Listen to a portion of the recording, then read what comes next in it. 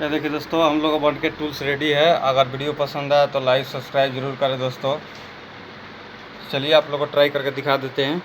इसमें कटिंग भी होगा 45 डिग्री का। ये जो कटिंग मारा हुआ है इसमें 45 डिग्री का कटिंग भी होगा। तो चलिए देखिए दोस्तों, 1 इंच का इसका पाइप है और इसको कटिंग करके आपको दिखाते हैं।